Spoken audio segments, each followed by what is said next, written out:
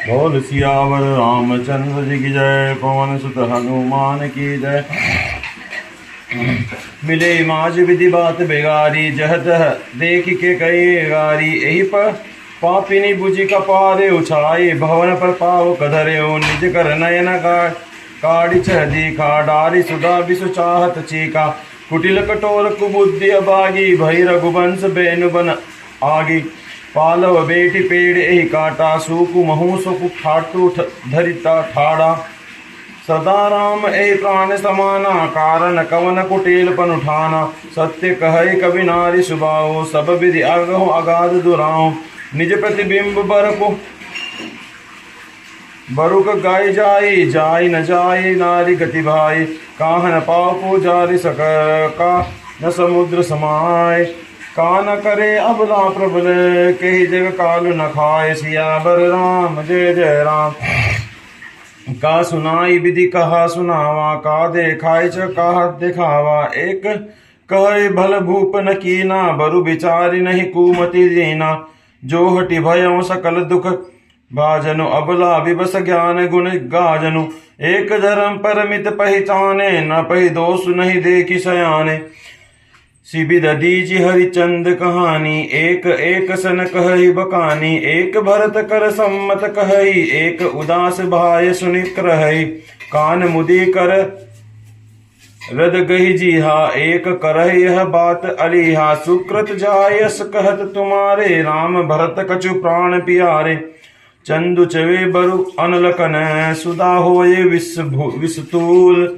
सपने कबो न करे किछु, भरत राम प्रतिकूल। सियावर राम जय जय राम।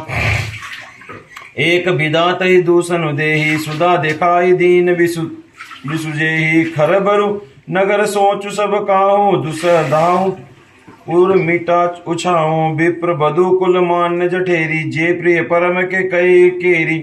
लगी देन सिकुशील सराही, बचन बान मस लाग हिताई। भरत न मोहिन प्रिय राम समाना, सदा कहूँ यह सब जगु जाना। करहु राम पर सहज सनेऊ, कही अपराध आज बनु देहूं।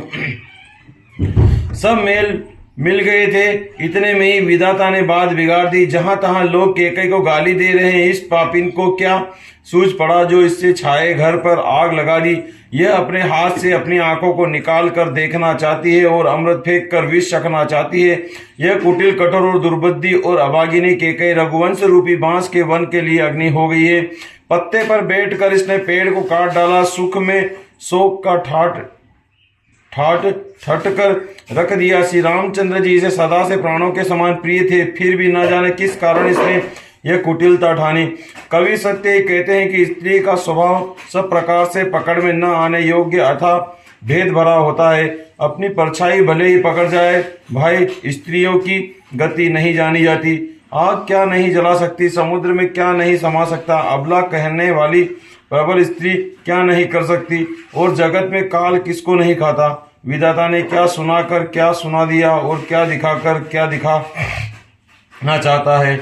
एक कहते हैं कि राजा ने अच्छा नहीं किया, दुर्बुद्धि केके को विचार कर वर नहीं दिया, जो हट करके स्वयं सब दुखों के पात्र हो गए। स्त्री के विशेष वश होने के कारण मानो उनका ज्ञान और गुण जाता रहा। एक जो धर्म की मर्यादा को जताते और सयाने हैं, वे राजा को दोष नहीं देते।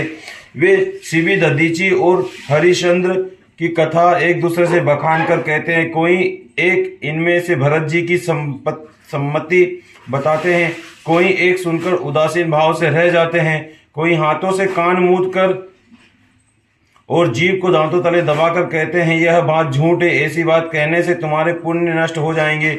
भरत जी को तो श्री रामचंद्र जी प्राणों के समान प्यारे हैं। चंद्रमा चाहे आग की चिंगारियां बरसाने लगे और अमृत चाहे विष के समान हो जाए, परंतु भरत जी स्वप्न में भी कभी श्री रामचंद्र जी के विरुद्ध कुछ नहीं करेंगे। कोई एक विधाता को दोष देते हैं जिसने अमृत दिखाकर विष दे दिया। नरक भर में खलबली मच गई, सब किसी को सोच हो गया। हम हृदय में दुस्सहन जलन हो गई, आनंद उत्साह मिट गया। ब्राह्मणों की स्त्रियां कुल की माननीय बड़ी बूढ़ी जो केकई की परम थी, वे उसके सील के सराहन करके उसे सीख देने लगी, पर उसको उनके वचन बाण के समान लगने लगे। तुम सदा कहा करती थी कि रामचंद्र जी के समान मुझको भरत भी प्यारे नहीं है, इस बात को सारा जगत जानता है। श्री रामचंद्र जी पर तुम स्वाभाविक ही स्नेह करती हो, आज किस अपराध से उन्हें वन देती हो। बोल सियावर रामचंद्र जी की जय, पवन सुत हनुमान की।